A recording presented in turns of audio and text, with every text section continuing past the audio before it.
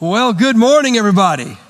Man, it is so great to be back with you. We, in this traveling ministry where I travel about 200 days a year, we're all over the place. But seriously, I'd rather be here than almost any church I can think of in this country. And never take for granted the wonderful love and unity and growth, the multi-generational aspect of this church, how you're doing mission. I want to tell you, this is not common. And don't take it for granted. I also, seriously, Donna knows, I'm not just saying this, we talk about this. I think you have one of the best pastors and pastors' wives in this entire country, period. I've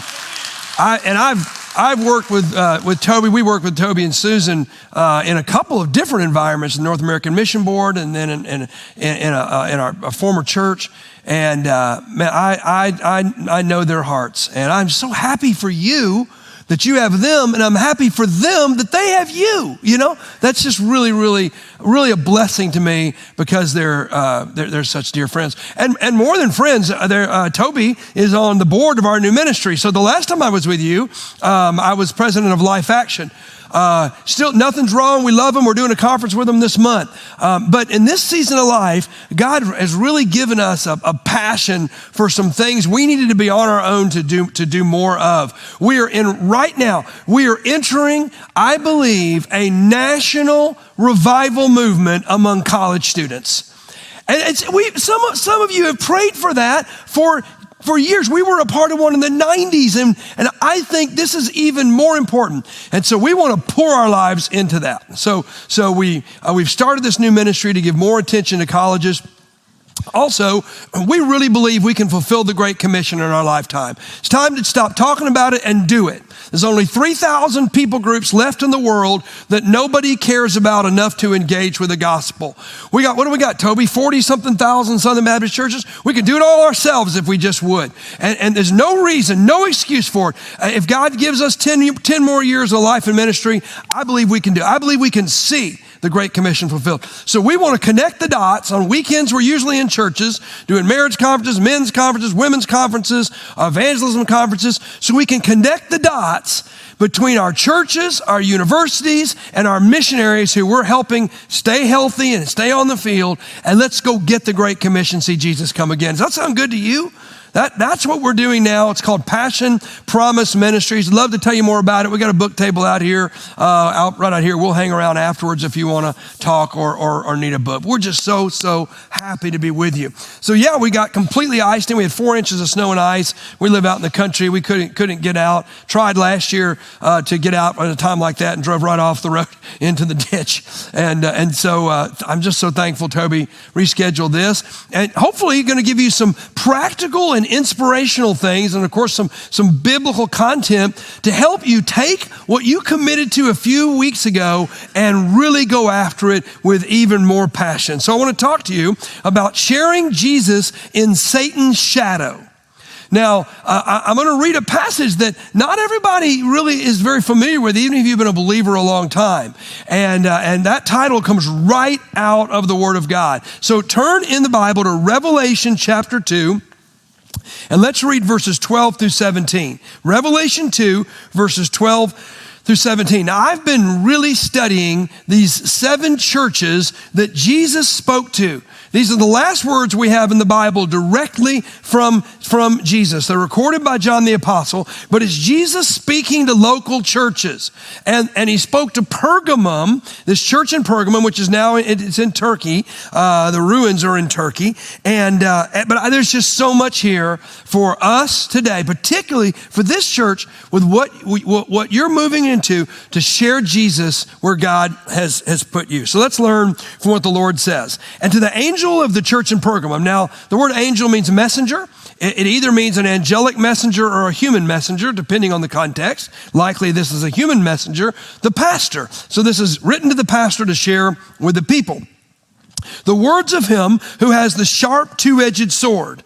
I love this. We're going to really camp out with this phrase. I know where you dwell. Or some translations, I know where you live.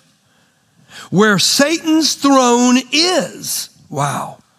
That's my title. Yet you hold fast my name, and you did not deny my faith, even in the days of Antipas, my faithful witness, who was killed among you, where Satan dwells or lives. But I have a few things against you. You have some there who hold the teaching of Balaam, who taught Balak to put a stumbling block before the sons of Israel so they might eat food sacrificed to idols and practice sexual immorality. So also you have some who hold the teachings of the Nicolaitans. Now we'll talk about these groups in a minute. Therefore repent. If not, I will come to you soon and war against them with the sword of my mouth. He who has an ear, let him hear what the Spirit says to the churches. To the one who conquers, I will give some of the hidden manna, and I will give him a white stone with a new name written on the stone that no one knows except the one who receives it. Now listen, it feels very hard to share Jesus with others. But it's very, very important that we keep up with what God is doing in our world today and in our culture specifically today. And let me tell you, when I was here maybe 5-6 years ago with you, I would have been speaking differently. I would say, people are not very open right now. It's going to be challenging, but we have a commission. We have to fulfill it. Listen, something is happening in our country. We've seen great awakening happening all over the world in persecuted places where people are suffering, where people say, if I come to Jesus, I'm probably going to die. Jesus, I'm coming to you.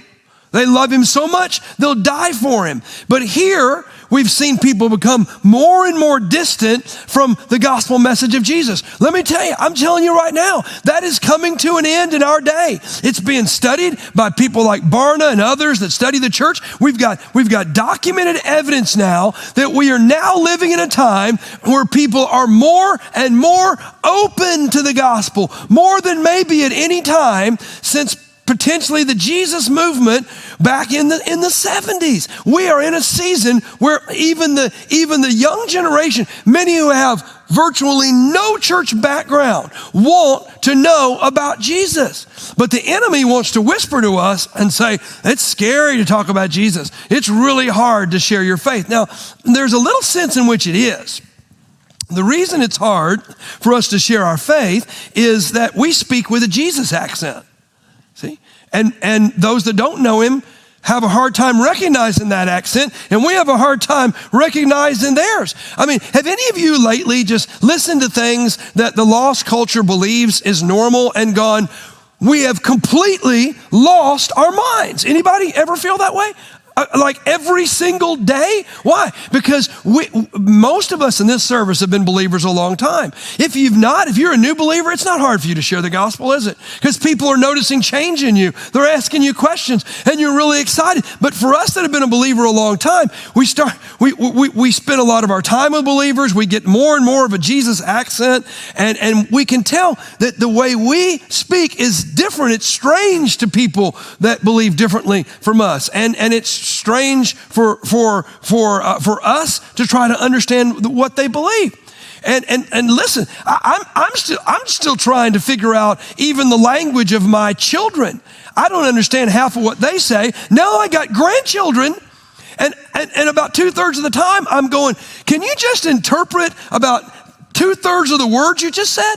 Okay, here's an example. So my grandson, William, he loves the Lord. He's a brilliant young man. He's in 6th grade, but last year in 5th grade, he had a Bible study group, and each of them, they were studying Amos, the book of Amos. They said, we're going to write a summary of the book of Amos, okay? Here's my grandsons. Amos basically sent letters all around Israel, telling them if they didn't stop being so greedy and skibbity, God was going to bring down the hammer. So then he made a sick burn on all of them. I don't know. I guess that's the book of Amos. I don't know. It's hard sometimes to understand even believers who are younger than us. And the enemy wants to say, man, if it's an unbeliever, they're never going to understand you. You got to be nervous about it and scared. No. Again, we are right now in the middle of a season where we're seeing God do things that we haven't even dreamed about. We're so deeply involved in collegiate ministry right now. I don't know why. I can't even figure it out. I'm like, Lord, This is not my culture anymore. Why do they want me to talk? You know why they want me to talk? Because our young people are in desperate need of spiritual moms and dads and grandparents. Because most of them don't have it. And when Donna and I go to universities, she can tell you, they'll line up for an hour just to have 5 minutes to ask us questions they're not getting from anybody else. In the last month and a half, we've been involved in about 21 different universities. And what we're seeing is astonishing. In the Pacific Northwest, 16 churches have started on college campuses, and they all came together 6 weeks ago, and there were almost 2,000 students. Half of them had just met Jesus in the hardest place in the country to reach anybody. I spoke last month, and I'm not going to say the name of the school because we've got a great relationship. Don't want to offend them. We're going to keep ministering there. But I want to tell you, I've never gone into an environment like this. It's the most demonic environment I may have ever walked into. I was the first Christian outside speaker to be invited in 30 years. The reason they invited me, half their baseball team has come to Jesus. And they're going, why can't we get help from the outside? Every other LGBT groups, everybody else can get help. Why can't we get help? Listen, this is happening in sports, in colleges all over the country. Did you watch the national championship game? Did you hear both quarterbacks saying, oh, the reason that our teams are here is because we've got a commitment to each other because we got a commitment to Jesus now. I'm telling you, it's crazy what God is doing. When I walked into this campus, I was greeted by a Christian faculty member, administration member. She looked this way and that way and then said, welcome to the throne of Satan. And I knew I was preparing this message too. It was unbelievable. I'm looking at the audience. I've got witches and Satanists and LGBT crowd and a group of Christians that were wide-eyed because they couldn't believe the university had let a Christian come in, and they wanted me to speak on why would anybody believe Jesus is the Messiah?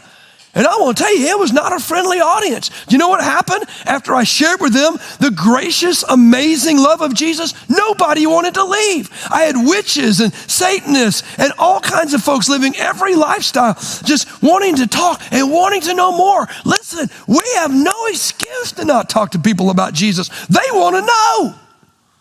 We're in a whole brand new day. And it's time for us to say, Lord, help us know how to do this. You know why we can do this? You know why we can share the gospel even when we're living in Satan's throne?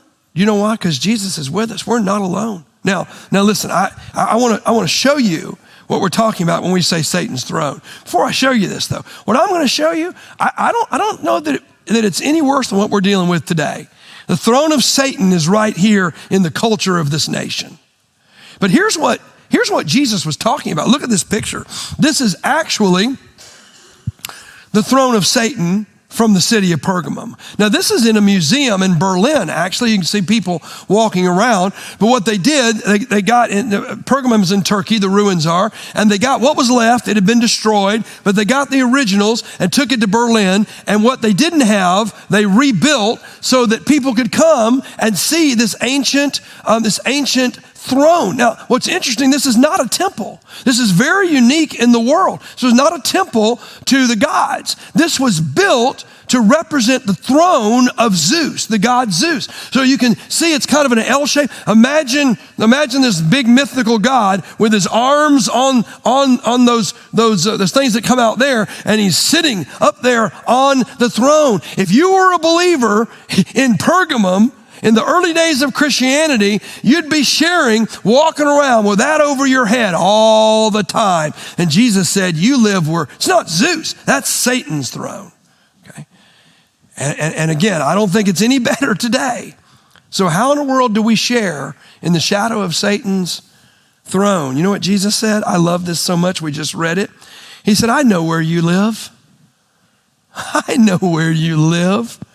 Right there in verse 13. Jesus says, I know where you live. I know your pain. I know your problems. I know your health issues. I know your grief. I know your neighborhood. I know your family situation. I know where you work. I know where you live. You're not alone. I love this word live or dwell. It can mean to just make yourself at home. It's also used in a passage you may recognize in John chapter 15, verse 5, Jesus says, I am the vine, you are the branches. Whoever lives in me abides in me, and I in him. He it is that bears much fruit. Jesus said, listen, the important thing, first of all, is not where you live, but in who you live. He says, you're in me, and I'm in you. You don't have to be afraid. Come on, let's go do this together, he says. And he goes on in this passage, and in verse 7, he says, if you abide, there it is again, if you live in me, and my words live in you, ask whatever you wish and it'll be done for you. It's a huge promise. James tells us why sometimes this doesn't come to pass. It's because you ask amiss. You're not asking in the will of God. You know, it's fine to ask him anything we want, but if we're not asking him mostly for lost people to come to Jesus, there's no way we can be fully right with him. We're missing out because everything we normally ask for is temporary. It's great to ask for health. I do. It's great to ask for peace when I'm troubled. I do. And he wants us to do that. But you know, none of those things are going to matter in 100 years. I mean, I'm getting old. It's probably not going to matter in 20, 30 years because I'm going to be with Jesus forever and ever and ever.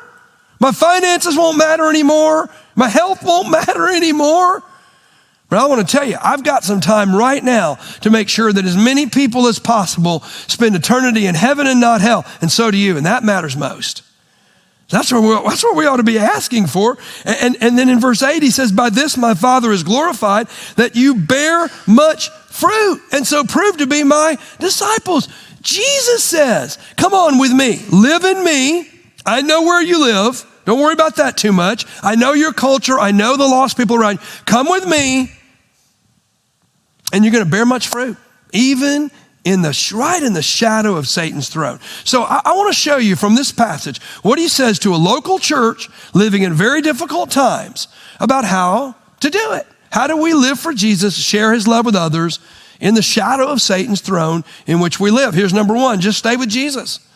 Just stay with Jesus. I mean, how many of you have seen people just kind of fall by the wayside over the years? People that ought to be walking with him and they've walked away. Jesus is saying, you can do that if you want. I love you. I'll be waiting for you, but you're going to miss out on everything that's good. And in this passage, Jesus says to the church of Pergamum, here's what I love about you. You've hung on to me. You've held fast. That word in the Greek New Testament, hold fast, I think is one of the great words. We don't talk about it enough. The great words in all the Bible. My wife uses it some in a women's conference she teaches. It's such a fantastic word. Let me tell you 3 amazing ways this word is used in the Bible. Whenever you read about Jesus being arrested, they seized him, they arrested him, they grabbed him, same word. It's like Jesus saying now to us, just go ahead and grab hold of me. You're not going to hurt me. Grab hold of me. If you're angry, if you're sad, if you're confused, grab me and hang on. And then it's also used when Jesus rose from the dead. If you remember in Matthew 28, the women grabbed hold of his risen feet. They held fast to his risen feet. And then maybe my favorite, and I think it's Matthew 9, Jesus, there's a little girl who's died. Everybody's laughing because Jesus said she's just asleep, you know. And he goes in and he takes her hand and he raises her up from the dead. Now put all that together. You know what Jesus is saying to you today? Whatever you're dealing with, whatever you're facing, you want to go with him? You want to share the gospel? Here's what he says, grab hold of me. Grab hold of me now before you leave this service. Grab hold of me fresh and fall at my risen feet in worship. And then I'm going to lean down and I'm going to take my hands and anything that's dead in you, I'm going to raise it up to life and I'm going to raise you up with me and say, come on, I'm not sending you on your own. We're going to go together and do this. Come on, let's go. And if you walk with Jesus, you can't miss lost people. Because Jesus said the mission of the Son of Man was to seek and save the lost. Not just to sit in a worship service, to sit and save the lost. Jesus doesn't stay in here there very long. He's glad to meet you here, but he wants to go out there with you. That's his mission. And when you go with him, you can't miss lost people. No way you can miss them. So let me give you a couple of ways that may help you here, just to share with him. Some things that share him with others. Some things that might just help you. All right, let me give you a question and let me give you a statement. Some very simple ways that I use to share the gospel, and you can as well. All right. Here's the question you can ask people when you're sharing with them. May I pray for you?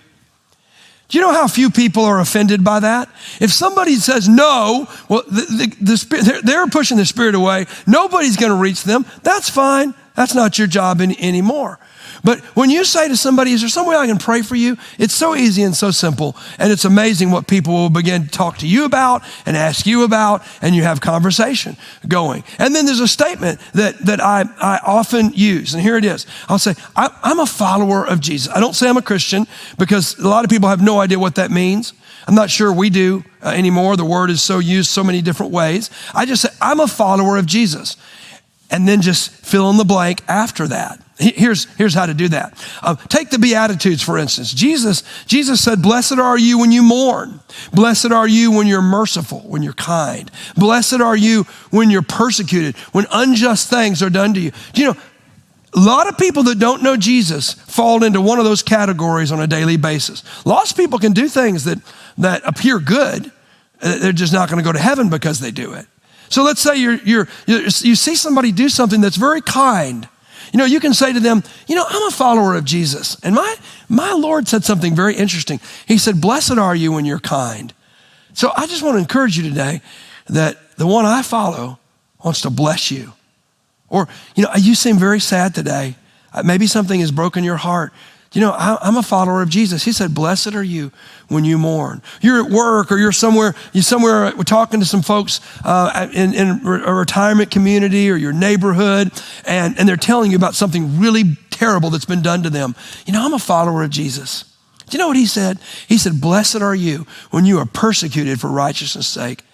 I just want you to know that Jesus wants to bless you today. You know what happens then? People either will go, thank you, and they'll go away. Why? They're not ready to talk. They're not open to the Spirit. That's okay. Your job is done. You don't know what the Lord will do with those seeds planted. Most of the time, conversation begins to happen, and you get to share more about why you follow Jesus. Do you know I almost never initiate sharing the gospel anymore? I don't really have to.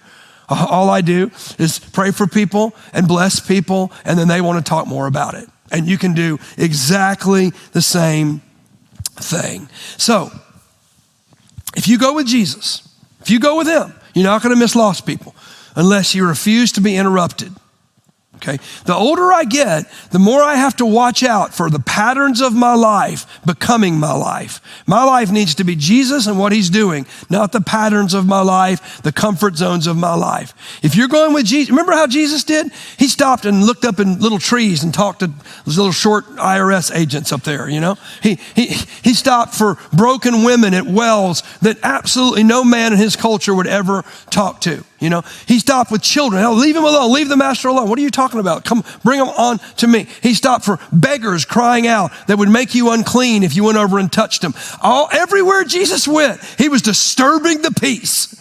Everywhere he went, because he was stopped. He was always interruptible, because he never thought that the destination on the road he was walking was where he was actually going. Where he was going was the will of his Father. And the will of his Father often went off of the road of comfort. If you're willing to do that, you're never going to have a problem finding lost people. He'll just bring them right to you. You'll go, oh, this is Jesus. He's opened this opportunity. I see it. I've been missing that. Years ago, I was practicing and preparing for a half marathon run. And I was running one day in around the South Atlanta area. I was running around this lake, and I saw this African-American man. He was fishing, and I sensed the Lord say to me, "Will you be a fisher of men?" And I said, "Lord, you know I want to be a fisher of men, but I'm on a timed run at the moment, you know." So I keep running, you know, and I'm just feeling like I'm missing something. I come back around. He's still there. "Will you be a fisher of men?" Well, you know, that's weird. You know, I don't even know this dude. I want to walk up to him. And I thought, well, if he's there, you know, when I go back around again, I mean, I'm running like 10 miles, you know. If he's there, I'll go back around again. And sure enough, he is. Okay, Lord. Turn off my stopwatch. And I go up and I said, hey, I know this is weird. I'm a pastor down the way here. I just feel like I'm supposed to talk to you. And we just settled in and had this conversation. He was a really, really, really interesting man. And the more we talked, the more he said, you know what you're talking about is what I need in my life. And I led him to faith right there with a fishing pole in his hand. But the thing was, I was about to leave the church because I was headed to the North American Mission Board to meet up with this guy named Toby Frost, where we worked together for a few years. And so I never saw him again. Never saw him again until a couple of years ago. I was invited back to preach. What was it, Donna, 20 years? I mean, it's been like 2 decades. And I come back and I preach. And afterwards, this African-American man with a lot of younger people with him comes walking up to me. He says, do you remember me? I said, I wish I did. He said, well, let me help you with some context. Do you remember a man fishing one day while you were running? Boy, it all come flooding back. He said, I needed to thank you. And big old tears start coming down his eyes. He said, when I met Jesus that day, my whole life changed. And he said, this is my family. All of them love Jesus now because I led them to faith. And he said, these 2 young ladies, they're my daughters. They're in medical school preparing to be Christian doctors. And we just fell into each other's arms, and I'll never forget it as long as I live. Now listen, we don't always get to see that, but you know what? We'll get to see all of it in heaven. And when we meet up with Jesus for the first time, how wonderful will it be if we can look around? And Jesus said, hey, before we talk, look over your shoulders, and there's people coming with us. Okay. Just stay with Jesus. You won't miss out on lost people if you stay with him. Number 2, choose dangerous boldness. Choose dangerous boldness. Now, Jesus says to the church of Pergamum, he says, you kept on sharing. You did not deny your faith. You kept speaking even after they killed Antipas. Well, who's Antipas? Well, Antipas, we now know from church history, was a godly Christian leader there, likely the former pastor of that church. And this is really a horrible thing. You can research it for yourself if you can stand to do it. But they put Antipas in something called the brazen bull. I'll tell you what the brazen bull was. It was a bronze bull with a side door that opened. Inside they had put like a horn-like instrument inside that came out through the bull's nostrils. And they would put somebody inside it, close it up, and light a fire underneath it and roast him alive. And his screams would come out the nostrils of the brazen bull, sounding like a bull crying out. And that's what they did to our brother almost 2,000 years ago. And Jesus said, you saw it. You were there, and you would not back up. You chose to keep sharing. As far as I know, no one's trying to kill us yet. Maybe they will. But Jesus is saying to us, choose dangerous boldness. Even if it costs us something, choose dangerous boldness. Jesus says, listen, if you will, I know where you live. I'm right there with you. I'm not going to leave you alone. Now, if you're going to do this, you're going to have to get intentional. Let me tell you, we won't do it by accident. We'll do it by waking up every morning and saying, Lord, help me be interruptible. I don't want to miss the lost people around me that you're going to send me to. I don't want to assume that somebody that's very, very different from me, I want to tell you, it would not listen to me. If you had told me 6 weeks ago that somebody who would call themselves a lesbian witch would come to me after I preached and say, is there any way that someone like me could know Jesus? I mean, if you had told me that I was going to spend any time sharing the gospel with her, I would say, Lord, there's somebody a lot better than me to do that. You have no idea who Jesus is going to bring you to this week. But you have to be intentional about it. And let me tell you what I think the greatest thing any church will do. Almost everywhere I'm preaching, I'm saying this today, because I'm starting to see it happening in some churches. And where I see it, it's one of the coolest things that I've ever seen. Sunday school classes, Bible study groups, small groups are starting to say, we cannot exist anymore to simply study the Bible. The Bible, don't get me wrong, the Bible is an inerrant, inspired, authoritative, powerful word of the living God. And we are not meant to learn it like a scholar only. The Pharisees did that. We're meant to learn it, be filled with the power of the Spirit who wrote it, and then go do it. And so I'm seeing small groups around the country start to go, what if when we met, every time we met, we said, what are we doing together to share the gospel? How are we holding each other accountable? Who are we serving? I want to show you a quick video. And I want to show you how simple this could be. Your small group could do something just like this. So watch the screen. When I asked my dad if I can go to church, instead of saying no, he said, what's the name of the church? And the reason that he asked the name was because there were these people from this church, Shades Mountain Baptist Church in Birmingham, Alabama, who had come to my dad's restaurant to eat. My dad owned the restaurant. And they'd seen how he was shorthanded on wait staff. And instead of complaining about the bad service that they were getting, the worship pastor of the church and several members had quietly gotten up during lunch rush and waited on tables at my dad's restaurant to help him out. Then they went back the next day, Gabe, and waited on tables again. And then a guy named Aubrey Edwards, who was the worship pastor, invited my dad to choir practice, my military Iranian dad. But because they were so kind to him, Romans 2, kindness leads to repentance. My dad said yes. And so my dad went to choir practice. Wow. And the worship pastor took a piece of paper and said, everyone who sings in the choir needs to volunteer at this man's restaurant. He needs help. And so for 2 weeks, they'd parachuted in and they'd shown hospitality. They'd shown kindness to my dad. And so they'd waited on tables and they were bus boys. And so fast forward 2 weeks later, I'm asking my dad if I can go to church. And instead of saying no, my dad said, what's the name of it? And it happened to be the same church as the people that had helped him out. And so I'm literally a byproduct of, I was allowed to go to church by my Muslim father because of a kindness act, because of the hospitality that was shown to my father. And then you became a believer, like in that story. And did your family come to Christ? Yeah, so I went to this church, and then they started coming to my house and sharing the gospel with me. And after 8 weeks of hearing the gospel, one night I became a Christian. My parents weren't devout as Muslims until the night I became a Christian. Then they became instantly devout.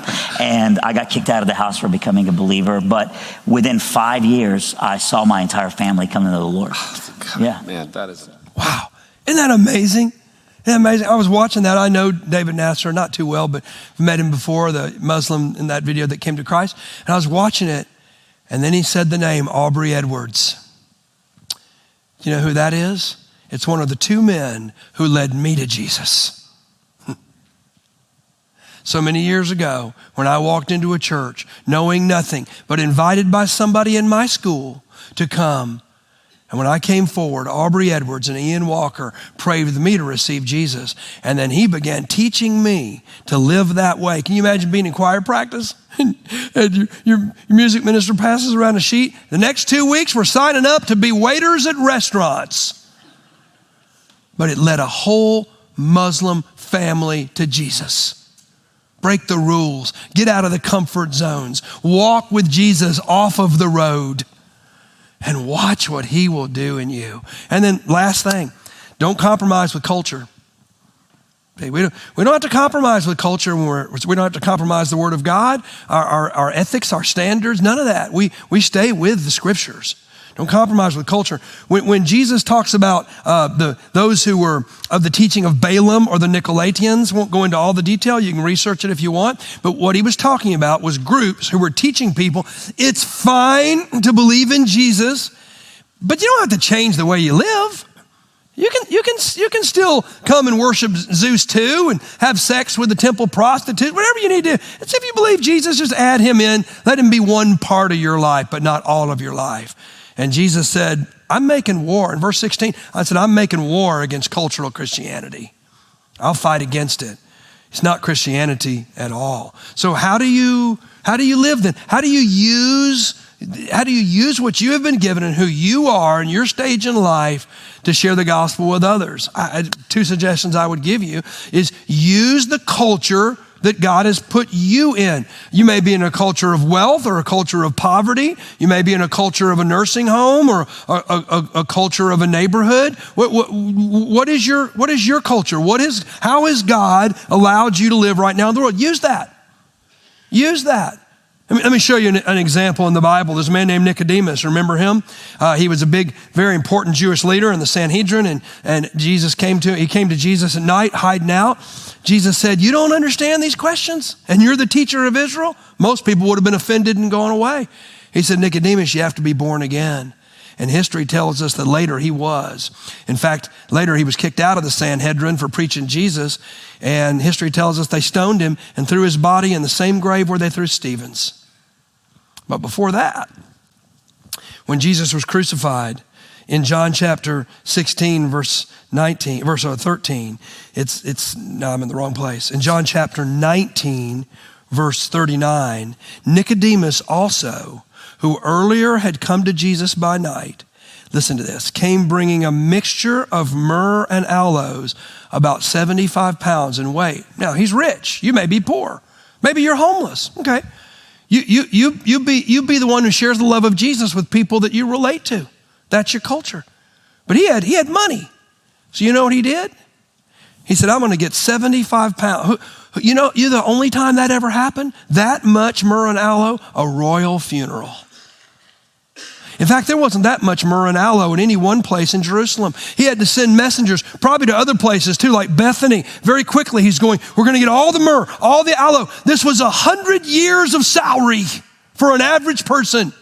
And you could smell any one little shipment of this. You could smell it from 200 yards away. The entire city of Jerusalem was saying, what is going on? Which king died? What is happening? And Nicodemus, in the brokenness of the death of Jesus, is saying, I just want everyone to know this is the king. We murdered the king. The king has died for us. And you could smell it across the whole city. Use where God has put you. You say, I'm still not sure how to do that. You know what? Anybody in this room never had any pain? Any physical pain, emotional pain, spiritual pain? We have it, we've had it, and we'll have it, right? All of us. Pain's one of the most beautiful. That's why the persecuted church is growing so rapidly. Nobody understands it. They keep meeting people and came out of prison, people whose families are martyred. We discipled 200 of them on the border of Iran. Every woman there had been raped, every single one of them. They've gone through such pain. And when people say, how in the world do you have joy? I'm a follower of Jesus. I'm a follower. Use your pain. Use your pain. 6 weeks ago today, I just spoken to all these college students in Spokane, about to get up the next morning and go to another state and speak to a bunch more universities. Man, I'm just in my sweet spot. And in the middle of the night, my heart freaked out. I'm very healthy. I exercise. I've never experienced anything like this. And I thought, this is not normal. This may be the way you feel when you're about to die. My brother's a doctor. I sent him a screenshot of a little cardio mobile thing my wife had given me. I'd never used it before. And he said, you need to go to the hospital now. You may be having a fatal arrhythmia. And I thought, this is scary. And then, but I'm not afraid. See, sometimes you can use your fear to share the gospel, and other times you can use the wondrous things God does that takes away your fear. Just use what's in front of you. Got to the hospital in the emergency room. They rushed me back, and finally the cardiologist came and said, you do have an arrhythmia, but it's not a fatal arrhythmia unless you have a stroke. It's called atrial fibrillation. Well, I'd heard about that. I was like, really? I have that?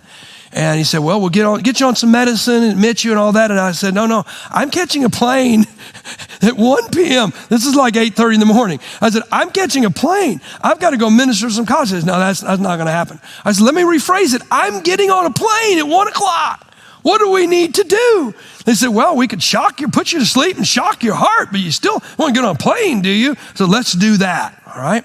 So they're putting the IV in, they're pumping me with getting ready to pump me up with propofol. And I thought, I don't know what's going on, but I know I'm not afraid and I don't understand why. So I'm going to start sharing the gospel with everybody in sight. So I share with the cardiologist, I share with the ER doctor, I share with the nurse. And as I'm sharing with the nurse, I can see, they said, it's about to happen. I can see the propofol going through, you ever had this? Going through the little tube. And the nurse says this, she goes, this is so beautiful and wonderful what you're talking about. I try to do something good every day so I can go to heaven one day. And I went, God, keep me awake. I said, no, you don't understand. Jesus has already done the only good thing that can ever be done to save you. He died on the cross for you. He rose from the dead for you. You don't have to do one good thing. He can make you good. But I'm telling you, that's the last thing I remember. I woke up, heart's normal. I felt great. I said, unhook me. At 1 o'clock, I'm on an airplane. But on the way out the door of that emergency room, this nurse came up. She goes, "Thank you so much for sharing that with me." She said, "I give these little Jesus figures away to try to go to heaven one day." And I said, sweet nurse, you helped me in this situation in my life. I said, "Listen, I want to tell you," and I shared the gospel with her again.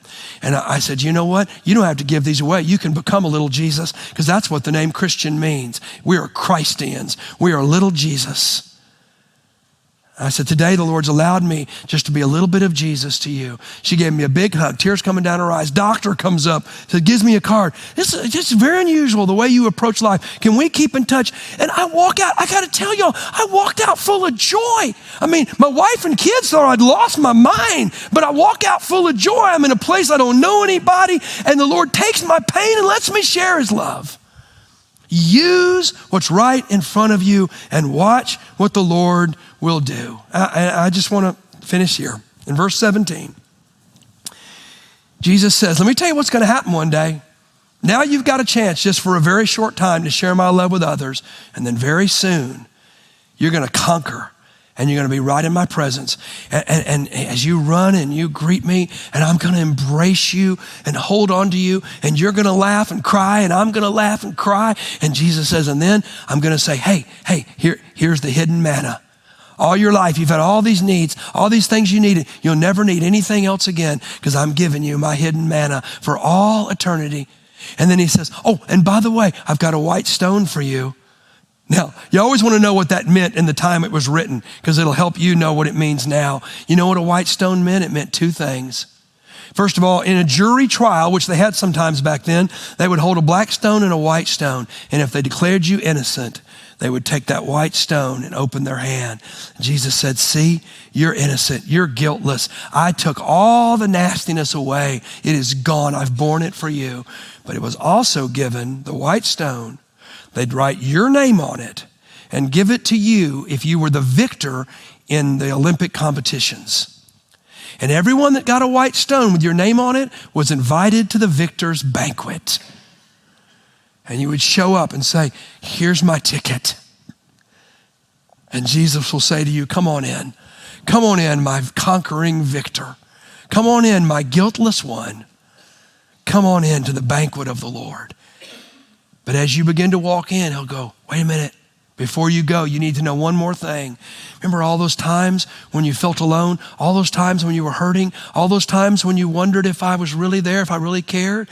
He said, the whole time, I was forming a name for you, a nickname for you. Nobody knows it. It's yours and mine. Come here. He'll whisper it in your ear. Read it. And for all eternity, it'll be your name that Jesus gave you, and it's just between you and him. And this is what waits for you. This is what waits for all those who follow him and serve him all of their days. I haven't shared this story in a long time, but I wrote about it in my book, The Passion Promise, about the sickest man that I ever knew who was still alive. His name was Paul Stewart. He had Parkinson's disease, diabetes, kidney failure, amputated toes. He was blind, and he had strokes. And on June the 6th, 2002, he called me, and I took his calls directly. He's the most joy-filled person I'd ever met. I just couldn't understand that I wanted to be like him. And he said this to me. I asked him, how are you doing? He said, I'm doing great, Pastor. I'm having a stroke right now. I'd never heard anybody say those things together. I said, Paul, you're having a stroke? Where are you? I need to come in, because, Pastor, can you be quiet for a minute? I may not be able to speak long, and I really need to talk to you. Okay. And the Lord spoke to me, and I took a little old cassette recorder that I had sitting there, a dictation machine, if you remember those things. And I turned it on, put the phone on speaker, and set it beside the phone. And I'm glad I did, because when Paul got to the hospital, he lost his voice, he slipped into a coma, and went to be with the Lord. Can you imagine what it was like to hand that tape to his family? Let me read you what he said word for word. Every day we have 1,440 minutes to live, Pastor. Every one of us. How much time do we spend with him in prayer or in sharing him with others? I ask God every single day to come alive in my life, to make his resurrected life a reality for me. And he does it every single day. I want a testimony of what God is doing today. People around us don't want to just hear what God's doing. They want to know what he's doing in your life. People look at my life all the time and say they're amazed. Oh, Pastor, my God is amazing. And those were the last words of Paul Stewart. And I want to tell you, your God is amazing, and he's calling you to go with him. And we can go with him right now, and we'll be able to share his love no matter what's happening in our life, even right in the shadow of Satan's throne. Come on, let's go do it. Lord, I thank you so much for letting me be here today and share these words. And now I pray that you would take this, your people, your precious church, and take them to share your love with others. And I pray it in the name of Jesus. Amen. Would you stand up with me? And we're going to take just a few minutes and respond. And if you're here today and you're one of those going, yeah, I'm open too. God's talking about people being open to Jesus. I want to know how to follow Jesus. Pastor Toby's going to be here. Others will be here. Just come share with them. I want to know how to follow Jesus. But most of us today have already made that choice. This may be a moment, a time of prayer to say, Lord, I want to get intentional. I want to get with my class, my Bible study group. I want to get intentional. I want to help others to do it with me in community. I want to share your love faithfully. And this may be a time. I'm going to pray that for my own life. You can join me up here if you want or pray where you are. But let's sing. And as we sing, you come respond. You take time to pray. And let's go get ready to get out of here and share the gospel in the shadow of Satan's throne. Come on.